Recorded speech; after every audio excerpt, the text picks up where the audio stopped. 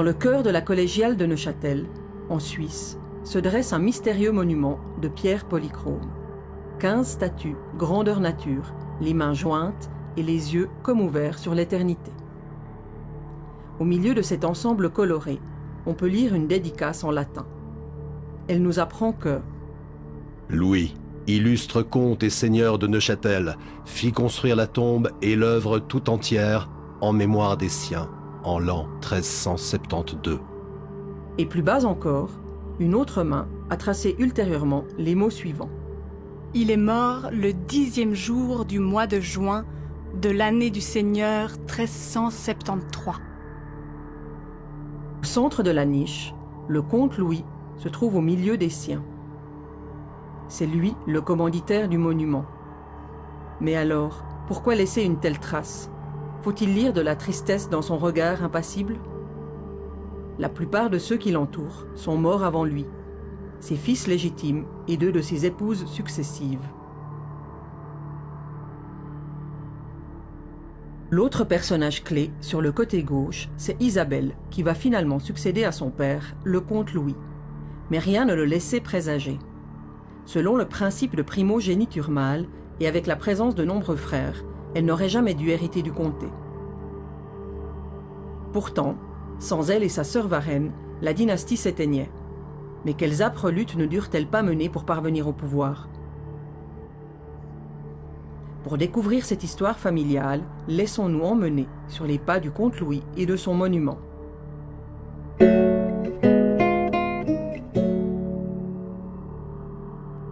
Le comte Louis n'a bien sûr pas fait sculpter toutes les statues de son vivant, puisque le monument a été érigé en 2 phases distinctes. Premièrement, on distingue 2 gisants qui datent de 1340 environ et qui sont antérieurs au monument du comte Louis. Voici Rodolphe IV de Neuchâtel et Éléonore de Savoie, mon père et ma mère. Leurs statues étaient couchées sur un tombeau, c'est pourquoi leur tête repose sur des coussins. Dans une seconde étape, le comte Louis crée le monument proprement dit en 1372. Il fait relever les statues de ses parents et y ajoute celles de ses proches. Faisons brièvement leur connaissance. En premier lieu, Louis, personnage central, est représenté en armes. À ses côtés se trouvent ses épouses, les comtesses Jeanne de Montfaucon et Catherine de Blamont, mère de ses enfants légitimes, ainsi que Marguerite de Vufflan. Celle-ci, représentée sans coiffe, plus menue, est sa 3e et dernière épouse. Quant aux 4 chevaliers aux angles du monument, ils portent comme Louis, cotte de maille et tabard aux armes des Neuchâtel. Ce sont vraisemblablement ses fils et son gendre Rodolphe de Nidau. N'oublions pas les 2 statues portantes. Elles font penser à des cariatides.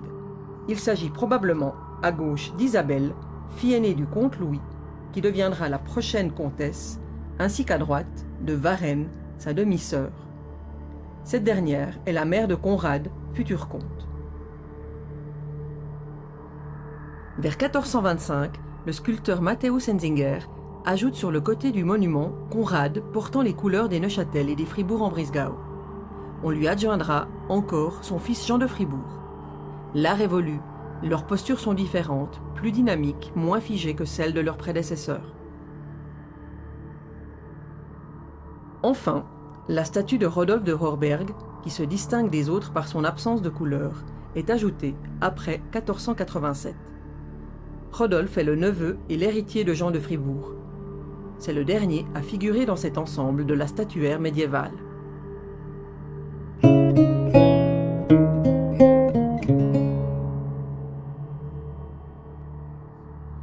Revenons-en à Louis et au drame de sa vie. En apparence, la destinée de Louis semble radieuse. N'a-t-il pas 3 fils légitimes de Jeanne et de Catherine, aptes à lui succéder le moment venu par ordre de primogéniture mâle? Mais écoutons-le plutôt. C'est sans compter la cruauté de mon époque.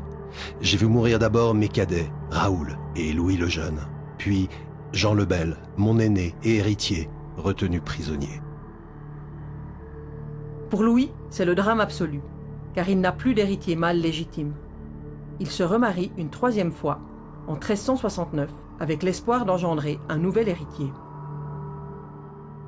L'élu est Marguerite de Vufflan, veuve sans enfant, du seigneur de la Sarraz. Mais ses espoirs restent sans lendemain. Comme Louis veut à tout prix une succession masculine, il fait alors entrer sur la scène dynastique un cousin, le comte Rodolphe de Nidau, devenu son gendre par son mariage avec Isabelle, sa fille aînée. Mais celle-ci, n'y trouvant pas son compte, réagit avec vigueur. Mon père a rédigé un testament sans m'avertir. Pas plus que Varenne, ma demi-sœur, ni son époux Égon, le comte de Fribourg. Sans les informations de mon cousin de Valangin, le comte Jean d'Arberg, le comté passait à mon mari. Mais je ne me laisserai pas faire et combattrai pour mes droits.